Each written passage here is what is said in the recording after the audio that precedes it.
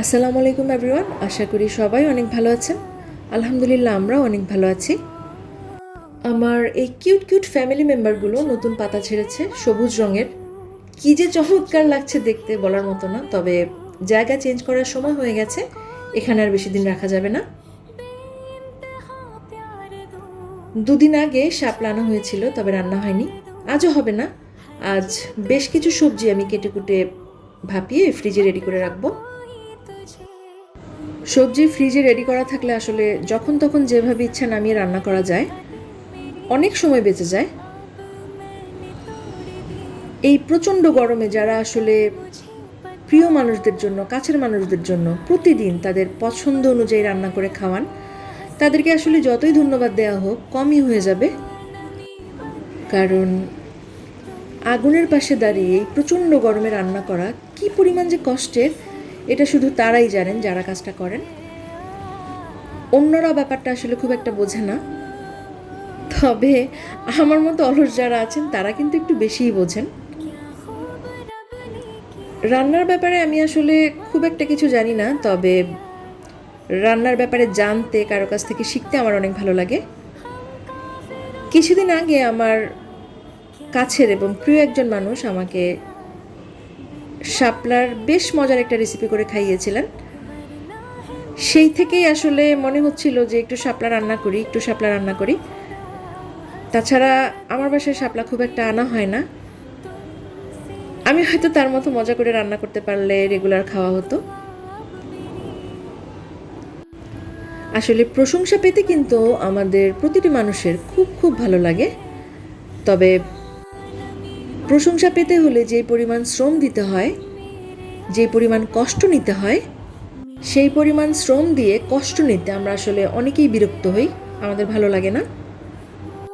আমরা অনেকেই শুধু বিনা শ্রমেই কিন্তু প্রশংসা পেতে চাই। শ্রম দিতে ভালো লাগে না, তবে প্রশংসা পেতে আমাদের অনেক ভালো লাগে। আমার ডাইনিং টেবিলের এই অংশটা আমার দুই টুনটুনেরই অনেক বেশি পছন্দ। যে যখন আগে জায়গা পাবে এই জায়গাটা এসে দখল করবে। দেখেন না, একজন উঠে বসে আছে, আরেকজন ওই যে দূর থেকে তাকিয়ে তাকিয়ে দেখছে।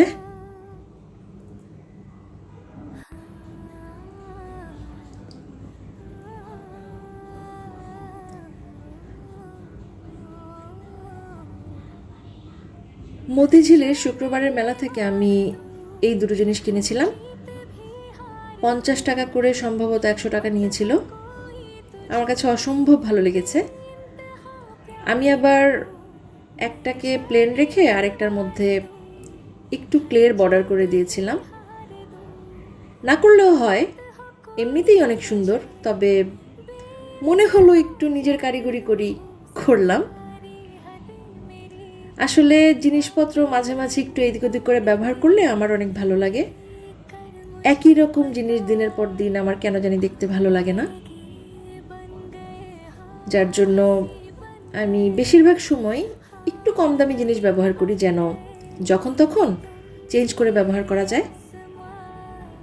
অবশ্য একটু দামি জিনিস হলে কেন জানি আমার সেটা চেঞ্জ করতে ইচ্ছা হয় না, কারণ দামি তো। যদিও খুব দামি জিনিস ব্যবহার করার মতো সামর্থ্য আমাদের নাই, কারণ মাস শেষে আয়ের সাথে ব্যয়ের সঙ্গতি রেখে কিন্তু আমাদের চলতে হয়।